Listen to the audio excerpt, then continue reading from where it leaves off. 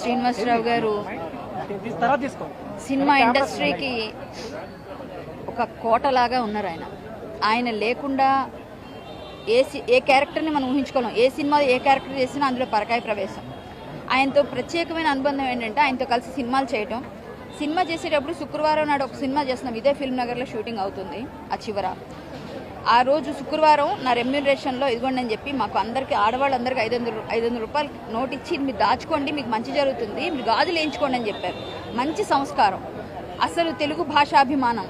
నేను ఎప్పుడు రెగ్యులర్గా వస్తాను వాళ్ళ ఇంటికి, రెగ్యులర్గా వచ్చి ప్రతి పుట్టినరోజుకి వస్తాను. మామూలుగా కూడా ఇటు వెళ్తుంటే వస్తాను, ఎందుకంటే పెద్దవాళ్ళని పలకరించాలి. ఆయన నన్ను విని పిలిచి పాటలు పాడించుకొని విని కళ్ళ వెంట నీళ్లు కార్చి అంత బాగా పాడావే కళ్యాణి అనేవారు. నేను ఒక సీరియల్లో విలన్ వేషం వేస్తుంటే నాకు అతిపెద్ద అవార్డు అని ఫీల్ అవుతాను. ఆయన ఫోన్ చేసి చాలా బాగా చేసావు వేషం కళ్యాణి, నువ్వు చాలా మంచి విలన్గా హీరోయిన్లకి ధీటుగా సీరియల్స్లో బాగా చేస్తున్నావు, నువ్వు సినిమా అటు బుల్లితెర ఇటు వెండితెర అని చెప్పి నన్ను అప్రిషియేట్ చేశారు. నాకు నంది అవార్డు వచ్చింది అదే సీరియల్కి. కానీ ఈయన ఇచ్చిన కాంప్లిమెంట్ నేను ఇప్పటికీ కూడా అలా ఫోన్ రికార్డ్ పెట్టుకున్నాను. మొన్న కాల్ చేసి ప్రతి పుట్టినరోజుకి వస్తాను, ఈరోజు నేను విజయనగరంలో ఉన్నానండి గురువుగారు, మళ్ళీ వస్తానని చెప్తే వచ్చాక వద్దులే ముందు పని చూసుకో అన్నారు. రాగానే ఇలా అయిపోయింది. కానీ నేను ఫేస్బుక్లో ఆ రోజు పోస్ట్ పెడితే అది వేలల్లో వెళ్ళిపోయింది. ఆయనకున్న అభిమానులు అలా ఉన్నారు బయట.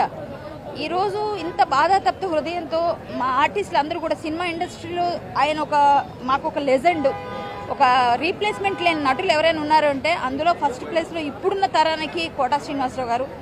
ఆయన నిక్కచ్చిగా మాట్లాడతారు, ఎవ్వరి వెనకోటి ముందు ఒకటి మాట్లాడే అలవాటే లేదు. మొహం మీద చెప్తారు, మొహం మీద తిడతారు.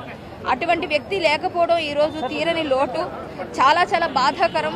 వారి కుటుంబానికి ప్రగాఢ సానుభూతి, వారి ఆత్మకు శాంతి చేకూరాలని కోరుతున్నాను. We miss you sir.